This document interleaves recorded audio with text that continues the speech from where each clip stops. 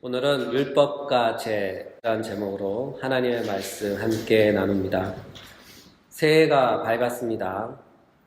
새해가 밝았음에도 불구하고 우리는 여전히 로마서를 나누고 있죠.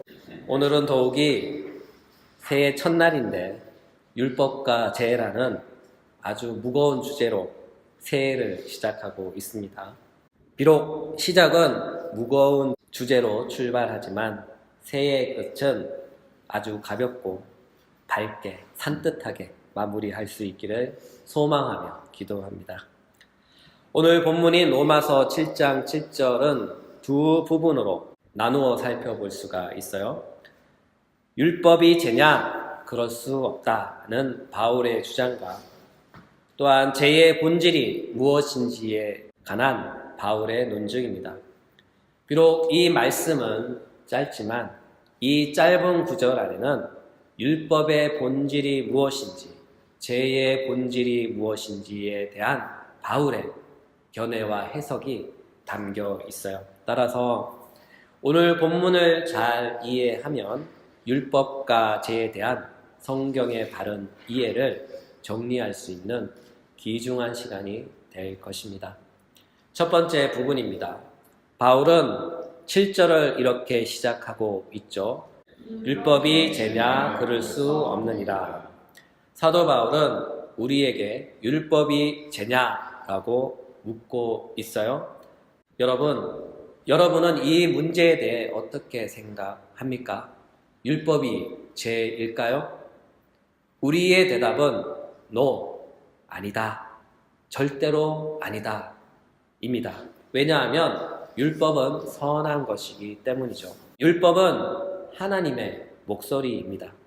처음 아담에게 율법을 당신의 목소리로 들려주신 이가 하나님이셨고, 또한 애굽에서 노예로 전락한 이스라엘을 놀라운 능력으로 구출하여 구원하시고 구속하신 하나님께서 시내산에서 자신의 음성을 직접 돌판에 새기신 분도 하나님이셨어요. 그것도 2번씩이나 말이죠. 더욱이 하나님의 아들이신 예수님께서도 이 땅에 오셔서 율법을 옹호하셨죠. 예수님은 율법에 대하여 이렇게 말씀하셨어요. 마태복음 5장 17절. 내가 율법이나 선지자를 폐하러 온 줄로 생각하지 말라. 폐하러 온 것이 아니요 완전하게 하려 함이라. 이와 같은 사실로 인하여 만약 율법이 하나님을 섬기는 데 있어서 방해가 됐다면 예수님께서 직접 율법을 폐기하셨을 것입니다. 왜냐하면 예수님은 율법을 창조하신 율법의 창조주이시며 하나님의 뜻을 아담에게 말씀으로 전달하셨고 시내산에서 모세에게 말씀하시며 돌판에 율법을 새기신 분이 바로 예수님이셨기 때문이죠. 따라서 율법은 하나님이 주셨기에 그 자체는 선하고 거룩합니다. 신성한 것이죠. 우리가 무엇으로 거룩하게 될까요? 바로 율법으로 인하여 거룩하게 됩니다. 또한 우리가 거룩함을 무엇으로 보증할 수 있을까요? 그것 또한 바로 율법입니다. 이와 같은 이유로 율법은 그리스도인에 있어서 매우 중요하다는 사실을 꼭 기억하십시오. 그러므로 율법은 절대로 폐기되거나 죄가 될 수 없습니다. 그렇다면 율법은 무엇일까요? 이것은 율법의 본질과 목적과 그 기능에 관한 물음입니다. 여기에 대해 선명하게 자세히 모든 것을 다룰 수는 없지만 간략하게 몇 가지만 나누면 이렇습니다. 율법의 본질은 이것입니다. 바로 사랑입니다. 하나님을 사랑하고 이웃을 사랑하는 것이죠. 예수님은 말씀하셨죠. 마가복음 12장 30절 31절 읽어봅시다. 내 마음을 다하고 목숨을 다하고 뜻을 다하고 힘을 다하여 주 너의 하나님을 사랑하라 하신 것이요 둘째는 이것이니 내 이웃을 내 자신과 같이 사랑하라 하신 것이라. 이보다 더 큰 계명은 없느니라. 이것은 구약 성경에서도 항상 강조하던 말씀입니다. 신명기 6장 5절 너는 마음을 다하고 뜻을 다하고 힘을 다하여 내 하나님 여호와를 사랑하라. 그렇죠. 따라서 율법의 핵심이 무엇인가 하면요, 바로 사랑입니다. 사랑하는 여러분, 하나님은 영이시죠. 그분은 영이시기에 인간들처럼 감각을 지닌 분도 아니고 또한 우리처럼 사랑을 느낄 수도 없어요. 그렇다면 영이신 그분은 어떻게 우리의 사랑을, 우리가 드리는 사랑을 느낄 수가 있을까요? 하나님은 우리가 그분의 말씀을 온 마음으로 듣고 온 마음으로 순종하는 것을 보십니다. 그분은 우리의 마음을 주목하여 보시고 그 마음의 내용을 수납합니다. 따라서 우리가 하나님을 사랑하면 하나님을 사랑하는 만큼 그분의 율법을 사랑할 것이고 내 마음의 열심을 다하여 그분의 율법을 지킬 것입니다. 또한 우리가 하나님을 사랑하면 하나님을 사랑하는 만큼 당신의 형상으로 창조하신 나의 이웃을 내 몸과 같이 사랑할 것입니다. 그러므로 율법은 우리가 하나님을 향한 그 사랑을 표현할 수 있는 효율적 수단이며 우리의 이웃을 향한 사랑의 도구입니다. 사랑하는 여러분, 하나님을 사랑하십니까? 그렇다면 그분의 율법의 핵심인 사랑을 하나님께 보이십시오. 여러분의 마음을 다하고 뜻을 다하고 힘을 다하여 하나님을 사랑하십시오. 또한 이웃을 내 몸과 같이 사랑하십시오. 내가 할 수 있는 베스트를 다해 이웃을 사랑하십시오. 이것이 바로 율법을 온전히 이루는 방식입니다. 하나님을 사랑하는 방식이에요. 이웃을 사랑하는 방식입니다. 하나님이 새롭게 주신 2019년도에는 율법의 핵심인 사랑이 우리의 인생 여정 가운데 하나님을 향하여 이웃을 향하여 충만히 행하여지길 예수님의 이름으로 축복합니다. 또한 율법의 목적은 무엇일까요? 첫 번째, 하나님의 형상이 어떤 것인지 보여줍니다. 율법은 어떤 면에서 하나님의 형상의 계시, 다시 말해서 나타남입니다. 우리 모두는 하나님의 형상으로 지음 받았죠. 하나님의 성품을 닮아 하나님의 성품을 비추는 빛으로 지음 받았어요. 이처럼 율법도 하나님의 형상을 비추는 빛입니다. 하늘에는 큰 강명인 태양이 있고 태양의 빛을 받아 비추는 작은 강명인 달도 있어요. 또한 반짝반짝 빛나는 작은 별들도 있어요. 그 별들 중에 몇몇 별들은 땅에 있는 사람들에게 유용한 기준이 되는 별들도 있었습니다. 기억이 확실하진 않지만 고대의 항해사들은 하늘의 어느 한 별을 기준 삼아 광활한 바다를 헤집고 다녔어요. 망망대해를 유유히 헤집고 다닐 수 있었던 이유는 바로 그들의 길을 안내해주는 별들이 있었기 때문입니다. 바로 율법이 이와 같았어요. 우리가 눈으로 하나님을 볼 수는 없지만 율법을 통해 나타난 빛을 통해 하나님이 어떤 분인지 어렴풋이 볼 수 있어요. 다시 말해서 우리는 율법에 비추인 하나님의 형상을 통하여 영이신 하나님을 봅니다. 율법을 통해 하나님을 봅니다. 두 번째, 율법은 죄가 무엇인지 보여줍니다. 만약 율법이 없었다면 죄가 무엇인지 우리는 잘 알 수 없었을 거예요. 이 말은 율법이 없었다면 죄가 아예 없었을 것이다. 그런 뜻은 아니에요. 율법이 없었더라도 죄는 있었어요. 단지 그 실체가 드러나지 않았을 뿐이죠. 이와 같은 사실은 예수님께서 사단에 관하여 하신 말씀에서 유추해 볼 수 있어요. 요한복음 8장 44절.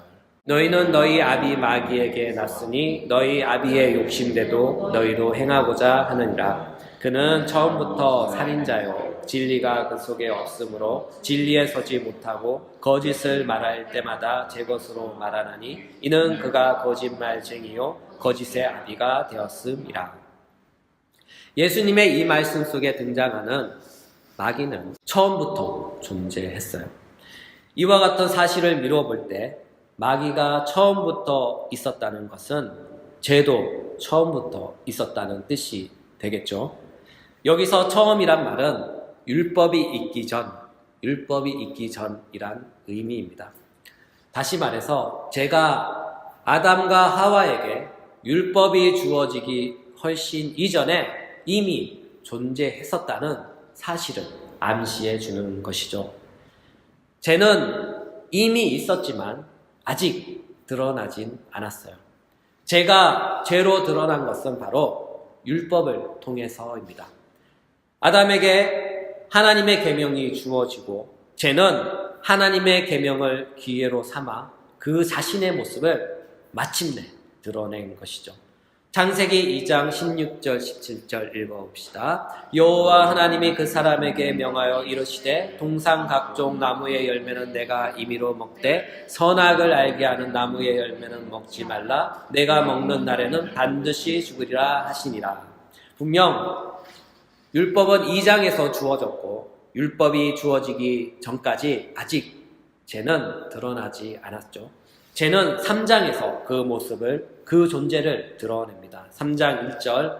그런데 뱀은 여호와 하나님이 지으신 들짐승 중에 가장 강교하니라. 뱀이 여자에게 물어 이르되 하나님이 참으로 너희에게 동산 모든 나무의 열매를 먹지 말라 하시느냐.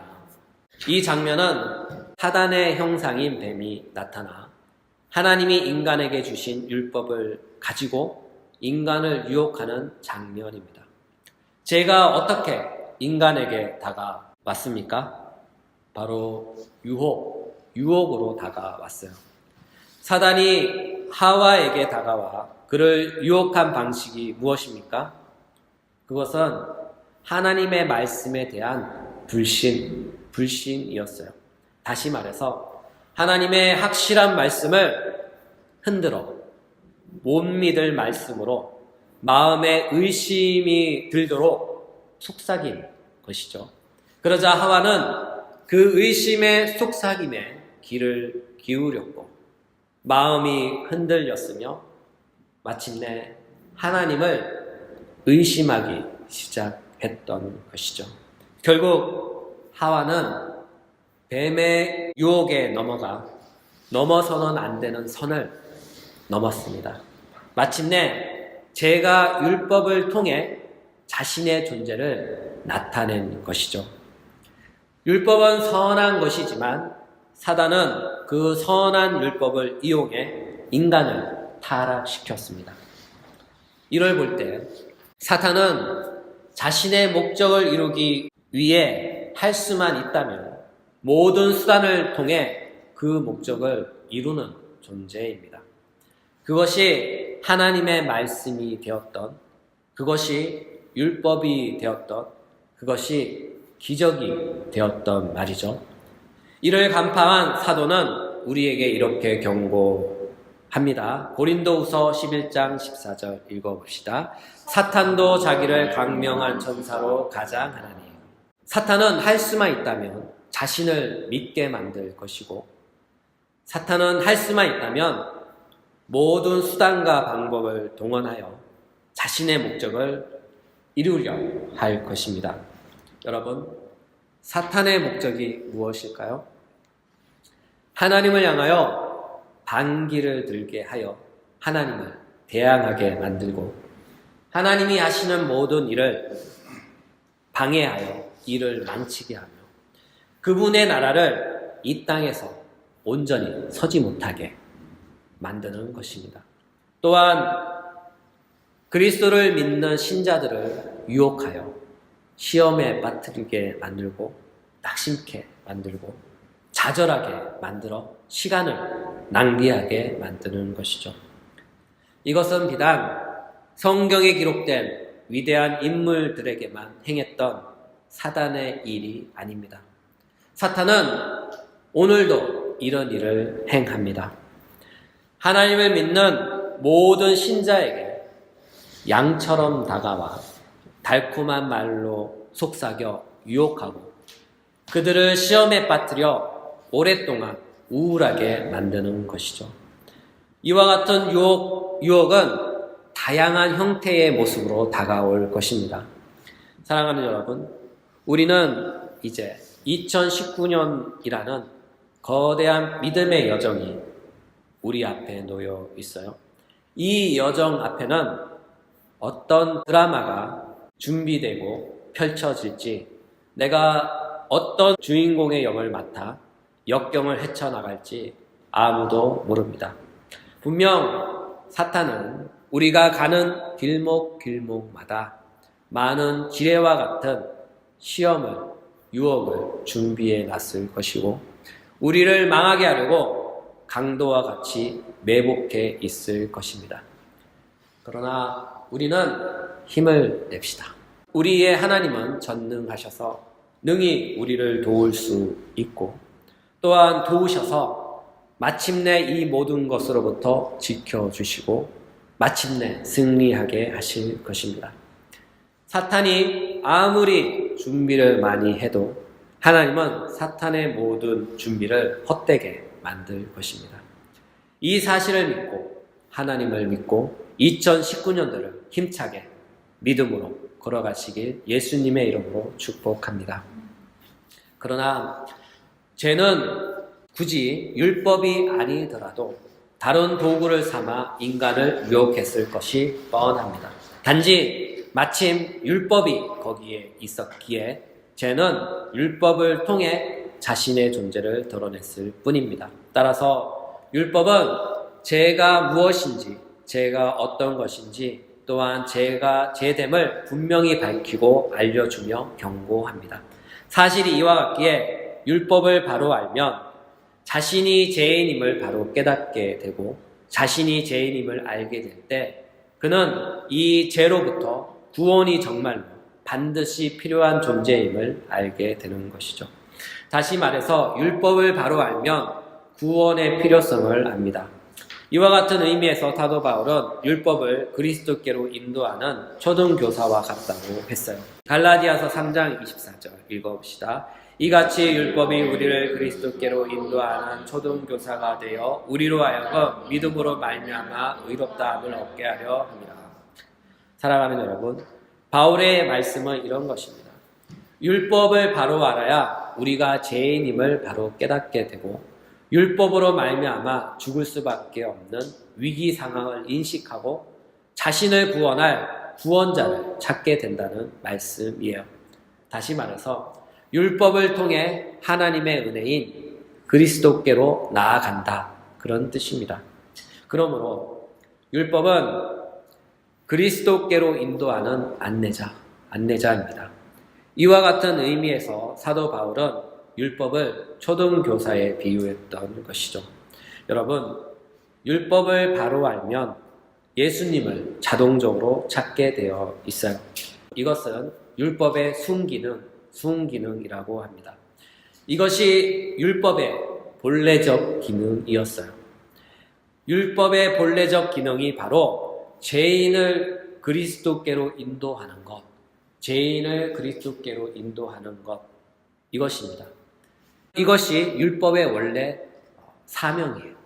기능이에요. 이와 같은 의미에서 예수님은 율법의 완성이라고 합니다. 왜냐하면 율법이 원래 의도했던 본래의 기능이 회복되어 달성되었기에 예수님은 율법의 완성이라고 불리는 것이죠. 다시 말해서 율법의 역할이 죄인임을 깨닫게 하고 그를 깨달음들을 예수님께로 인도하는 기능, 그 역할을 완성으로써 예수님은 율법의 완성이라고 불리는 것입니다. 지금도 율법은 여전히 우리를 그리스도께로 안내합니다. 우리 죽을 몸의 나약함으로 인해 날마다 죄로 인해 우리의 양심이 찌들고 게으르고 잠들 때 율법은 우리 죽을 몸의 양심을 일깨워 깨끗게 하여 다시 그리스도를 바라보게 하고 하나님의 은혜를 바라보게 합니다. 이것은 세상 끝날까지 지속되는 율법의 사명이고 봉사입니다. 이와 같기에 우리의 주님은 율법을 폐하지 아니하시고 지금까지 존속시키는 것입니다. 지금까지 논의의 결과를 살펴본 거예요. 결과. 한 가지 새로운 사실에 직면했어요. 그것은 바로 율법과 복음과의 관계입니다. 율법과 복음. 많은 사람들이 율법 따로, 복음 따로 이렇게 생각합니다. 그러나 오늘의 말씀을 묵상하고 나누다 보니까 한 가지 새로운 사실은 율법과 복음은 서로 다른 것이 아니라 상호 보완적이다. 상호 보완적이라는 사실입니다. 율법은 죄를 지적하고 하나님의 정의를 강조하는 반면 복음은 하나님의 사랑과 은혜를 강조합니다. 이 둘은 조합될 수 없는 것 같이 보이지만 그러나 오늘 본문에 비추어 볼 때 율법과 복음은 서로 다른 것이 아니라 서로를 보완한다는 사실입니다. 율법은 그 자체로서 그것 자체로 완벽하지 않고 복음은 그 자체로 온전하지 않습니다. 따라서 율법은 복음이 필요하고 복음은 율법이 필요합니다. 그러므로 율법과 복음은 하나님의 은혜를 더욱 은혜되게 만드는 은혜의 양손인 것이죠. 사랑하는 여러분, 오늘 율법에 관하여 몇 가지를 간략하게 나눴습니다. 율법의 온전한 기능은 우리를 하나님께로, 예수님께로 인도하고 또 하나님의 은혜가 은혜되게 하는 데 있어요.